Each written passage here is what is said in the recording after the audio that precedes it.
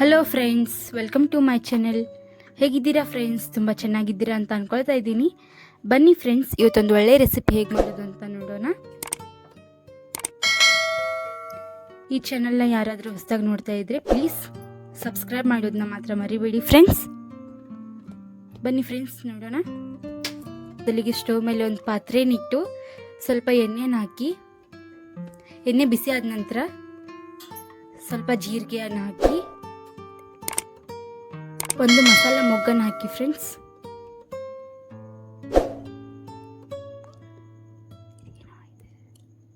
ಲವಂಗ, ಕರಿಮೆಣಸು, ಏಲಕ್ಕಿ ಹಾಕಿ ಮತ್ತು ಚಕ್ಕೆನ ಹಾಕಿ ಫ್ರೆಂಡ್ಸ್. ಮತ್ತು ಒಂದೆರಡು ಪಲಾವ್ ಎಲೆ, ಸ್ವಲ್ಪ ಕರಿಬೇವು ಹಾಕಿ, ಸ್ವಲ್ಪ ಶೇಂಗಾ ಹಾಕಿ, ಸ್ವಲ್ಪ ಉದ್ದಿನಬೇಳೆ ಹಾಕಿ ಫ್ರೆಂಡ್ಸ್. ಉದ್ದಿನಬೇಳೆ ಹಾಕಿ ಸ್ವಲ್ಪ ಮಿಕ್ಸ್ ಮಾಡಿ, ಸ್ವಲ್ಪ ಹಸಿ ಮೆಣಸಿನ್ಕಾಯಿ ಹಾಕಿ ಫ್ರೆಂಡ್ಸ್.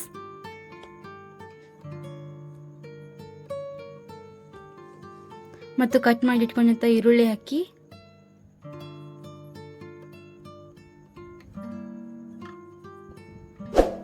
ಸ್ವಲ್ಪ ಅದನ್ನ ಮಿಕ್ಸ್ ಮಾಡಿ. ನೋಡಿದ್ರಲ್ಲ ಫ್ರೆಂಡ್ಸ್, ಈರುಳ್ಳಿ ಬೇಯೋವರೆಗೂ ಹುರಿರಿ. ಈರುಳ್ಳಿ ಬೆಂದಾದ್ಮೇಲೆ ಸ್ವಲ್ಪ ಕಸ್ತೂರಿ ಮೆಂತೆ ಹಾಕಿ, ಕಸ್ತೂರಿ ಮೆಂತೆನ ಸ್ವಲ್ಪ ಉಜ್ಜಿ ಹಾಕಿ, ಅಂದರೆ ಫ್ಲೇವರ್ ತುಂಬ ಚೆನ್ನಾಗಿ ಬರುತ್ತೆ ಫ್ರೆಂಡ್ಸ್. ಮತ್ತು ಅದನ್ನ ಮಿಕ್ಸ್ ಮಾಡಿ ಚೆನ್ನಾಗಿ.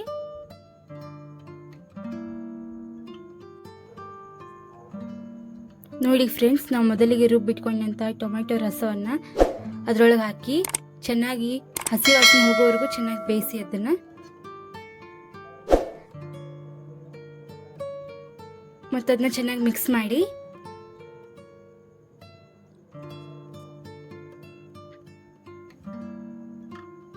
ನೋಡಿ ಫ್ರೆಂಡ್ಸ್, ಅದು ಬೆಂದು ಎಷ್ಟು ಚೆನ್ನಾಗಿ ಬಂದಿದೆ ಅಂತ. ಸ್ವಲ್ಪ ಅರಿಶಿನ ಪುಡಿಯನ್ನು ಹಾಕೊಳ್ಳೋಣ ಮತ್ತು ಸ್ವಲ್ಪ ಖಾರದ ಪುಡಿಯನ್ನು ಹಾಕೊಳ್ಳೋಣ. ಖಾರದ ಪುಡಿ ಹಾಕೊಂಡ ನಂತರ ಸ್ವಲ್ಪ ಧನಿಯಾ ಪುಡಿ ಹಾಕೊಳ್ಳೋಣ ಮತ್ತು ಚೆನ್ನಾಗಿ ಅದನ್ನ ಮಿಕ್ಸ್ ಮಾಡಿ. ಮಿಕ್ಸ್ ಮಾಡಾದ್ಮೇಲೆ ನೋಡಿ ಎಷ್ಟು ಚೆನ್ನಾಗಿ ಬಂದಿದೆ ಅಂತ.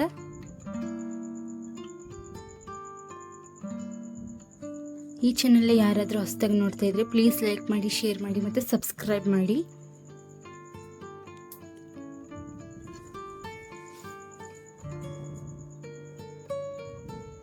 ನೋಡಿ ಫ್ರೆಂಡ್ಸ್, ನಾವು 2 ಕಪ್ಪಷ್ಟು ಅಕ್ಕಿ ತಗೊಂಡಿದ್ವಿ, ಅದಕ್ಕೆ 4 ಕಪ್ಪಷ್ಟು ನೀರು ಹಾಕೊಳ್ಳೋಣ.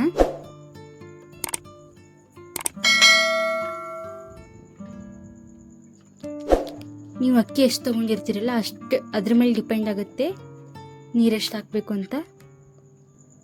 ನೋಡಿ ಫ್ರೆಂಡ್ಸ್, ನೀವು ನಮ್ಮ ಚಾನಲ್ನ ಯಾರಾದರೂ ನೋಡ್ತಾ ಇದ್ದರೆ ಪ್ಲೀಸ್ ಲೈಕ್ ಮಾಡಿ, ಮತ್ತು ನಿಮ್ಗೆ ಏನಾದರೂ ಬೇಕಂತ ಅಂದರೆ ಪ್ಲೀಸ್ ಕಮೆಂಟ್ ಬಾಕ್ಸಲ್ಲಿ ಕಮೆಂಟ್ ಮಾಡಿ ಹೇಳಿ, ನಾವು ಅದನ್ನ ಖಂಡಿತ ಮಾಡ್ತೀವಿ.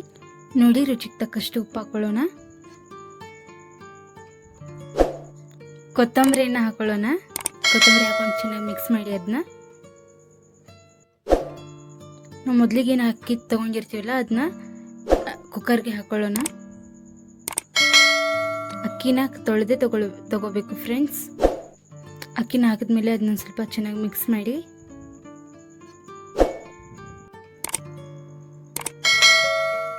ಇವಾಗ ಕುಕ್ಕರ್ ಲಿಡ್ನ ಕ್ಲೋಸ್ ಮಾಡಿ 2-3 ವಿಸಿಲ್ ಆಗುವವರೆಗೂ ಅದನ್ನ ಬಿಡಿ. ಬನ್ನಿ ಈ ಕಡೆ ಸ್ವಲ್ಪ ನಾವು ಮೊಸರು ಪಲ್ಯ ಹೇಗೆ ಮಾಡ್ತು ಅಂತ ನೋಡೋಣ. ಮೊದಲಿಗೆ ಒಂದು ಪಾತ್ರೆನ ತಗೊಂಡು ಸ್ವಲ್ಪ ಗಟ್ಟಿ ಮೊಸರು ಹಾಕೊಳ್ಳೋಣ. ಹಾಕೊಂಡ್ಮೇಲೆ ಸ್ವಲ್ಪ ಹಸಿರು ಮೆಣಸಿನಕಾಯಿ, ಈರುಳ್ಳಿ, ಟೊಮ್ಯಾಟೊ, ಕೊತ್ತಂಬರಿ ಹಾಕಿ ಚೆನ್ನಾಗಿ ಮಿಕ್ಸ್ ಮಾಡ್ಕೊಳ್ಳೋಣ. ಅದಾದಮೇಲೆ ಸ್ವಲ್ಪ ಉಪ್ಪು ಹಾಕ್ಕೊಳ್ಳೋಣ, ಸ್ವಲ್ಪ ಸಕ್ಕರೆ ಹಾಕ್ಕೊಳ್ಳೋಣ, ಚೆನ್ನಾಗಿ ಮಿಕ್ಸ್ ಮಾಡಿ. ನೋಡಿದ್ರಲ್ಲ, ಮೊಸರು ಪಲ್ಯ ರೆಡಿಯಾಗಿದೆ. ಈ ಕಡೆ ರೈಸ್ ಕೂಡ ರೆಡಿಯಾಗಿದೆ. ನೋಡಿ ರೈಸ್ ಎಷ್ಟು ಚೆನ್ನಾಗಿ ಬಂದಿದೆ ಅಂತ. ನೋಡಿ ಇದನ್ನ ಒಂದು ಪ್ಲೇಟ್ಗೆ ಸರ್ವ್ ಮಾಡೋಣ.